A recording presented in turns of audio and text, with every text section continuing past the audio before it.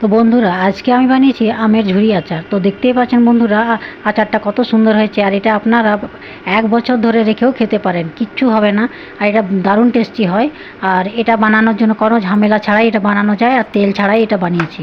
তো চলুন দেখে নিয়ে যাক এটা আমি কিভাবে বানিয়েছি। আমগুলোকে আগে আমি ভালোভাবে ধুয়ে পরিষ্কার করে নিয়েছি, আর তার খোসাটা ছাড়িয়ে নিয়েছি। এখন আমি এটা লম্বা লম্বা করে কেটে নেব এইভাবে।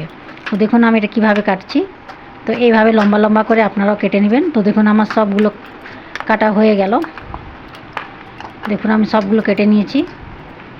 তো এখন আমি এগুলো একটা কড়াইয়ের মধ্যে রেখে দেবো, ঢেলে দেবো। আর তার উপরে আমি একটু জল দিয়ে দেবো, আর কিছু নুন দিয়ে দেবো, আর দিয়ে কিছুক্ষণ 10 মিনিটের জন্য এটা আমি নুন জলের মধ্যে রেখে দেবো। 10 মিনিট পরে আমি দেখাচ্ছি। এখন আমি এর জন্য মশলাটা রেডি করে নেব।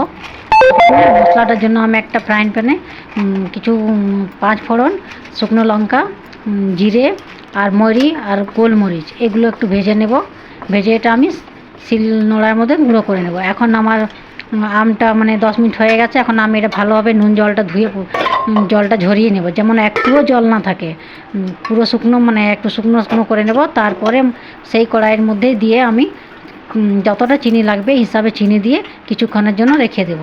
তো দেখুন আমি কিছুক্ষণ রেখে দিয়েছিলাম, আর চিনির জলটা বার হয়ে গেছে। এখানে কিন্তু আমি একটুও চিনি জল মেশাইনি বন্ধুরা, পুরোটা চিনিটা গলে গেছে। এখন এটা আমি গ্যাসের মধ্যে বসিয়ে দিয়েছি। আর এখন এর মধ্যে যে গুঁড়ো মশলাটা আমি রেডি করেছিলাম ওই মশলাটা দিয়ে দিয়েছি, আর সামান্য নুন দিয়েছি, আর একটু বিট নুন দিয়েছি। ব্যাস, আর কিচ্ছু এখানে দিইনি আমি। আর এখন এটা আমি নাড়াচাড়া করতে থাকবো যতক্ষণ না জলটা পুরোপুরি শুকনো হয়ে আসবে। তো দেখুন আমার আচারটা একদম পুরোপুরি রেডি হয়ে গেল। এখন আমি এটা সার্ভ করে দিচ্ছি। তো এরকম ভিডিও যদি আপনাদের ভালো লাগে প্লিজ লাইক করবেন আর কমেন্ট করবেন। আজকে আমার ভিডিও এই পর্যন্তই ছিল। আবার দেখা হবে নেক্সট ভিডিওতে। ভালো থাকবেন, সুস্থ থাকবেন, বাই।